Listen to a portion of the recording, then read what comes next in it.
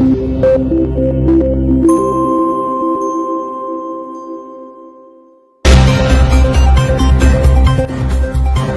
here Al Nilein News as we cover the breaking news from Sudan. WHO certifies Sudan's success in containing cholera outbreak. The World Health Organization has announced that Sudan has successfully brought under control one of the most severe cholera outbreaks in its recent history. The epidemic, which lasted approximately 20 months, had surged across all 18 states of the country.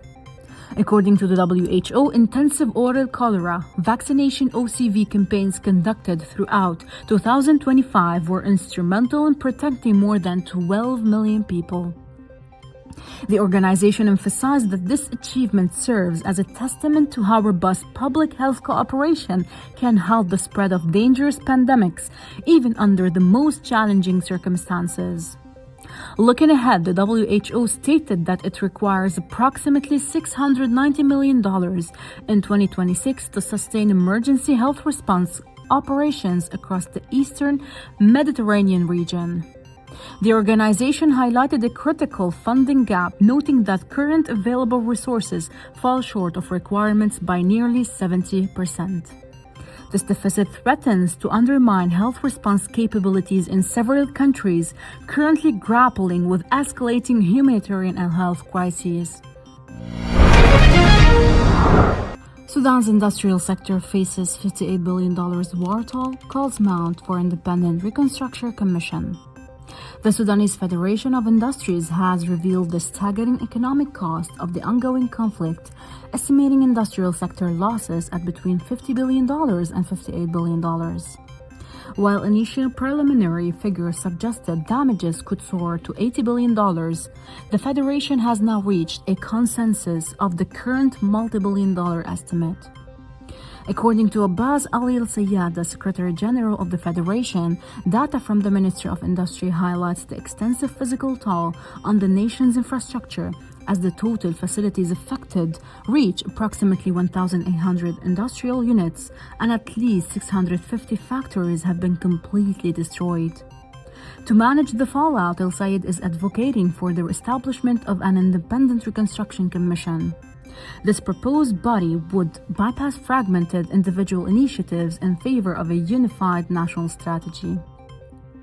According to the association, the strategic priorities are the implementation of a phased recovery plan based on available resources, transparency, and national interests. The goal is to reduce costs and accelerate implementation through full disclosure and clear accountability, al-Sayyad stated. The timeline for Sudan's industrial and agricultural revival remains heavily dependent on financial liquidity. The association projects a 5-year recovery window provided that soft external financing from friendly nations and international funds is secured. However, al-Sayyad warned that relying solely on domestic resources would significantly prolong the restoration process. Sudanese cabinet launches major infrastructure directives.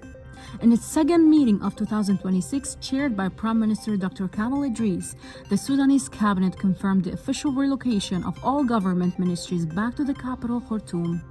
The session focused extensively on civil service reform, emphasizing the need for transparency and institutional integrity in government recruitment. The cabinet underscored its commitment to opening employment opportunities for the youth based on the principles of justice, equality, and meritocracy. In a press statement, the Minister of Culture, Information, Tourism and Antiquities, Mr. Khalid Al-Aysar, noted that the meeting reaffirmed the necessity of implementing previous recommendations regarding the digital transformation of all state institutions. Furthermore, the cabinet discussed the criteria for nominating Sudanese candidates for positions within international organizations. Minister Aysar explained that these nominations will be based on competence and fairness, ensuring that candidates not only benefit Sudan through their roles, but also actively support the national line on sovereign issues. He emphasized that nominees must align with the national interests and should not hold positions hostile to the goals of the Sudanese people. Addressing infrastructure and public services, the cabinet issued a formal directive to the Ministry of Energy to restore electricity services to all neighborhoods across the 3 cities of the national capital.